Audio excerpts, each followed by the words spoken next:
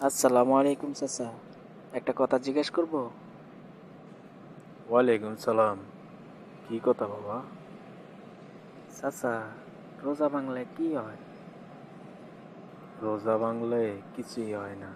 কেন বাবা, তুমি কি রোজা নাই নাকি? না চাচা, এমনি জিজ্ঞেস করলাম। শোনো বাবা, রোজা হচ্ছে আল্লাহর হুকুম। তুমি যার চাকরি করো বাবা, যদি তার হুকুম না মানো তাইলে তোমার চাকরি থাকবো? আগে বলো এটা।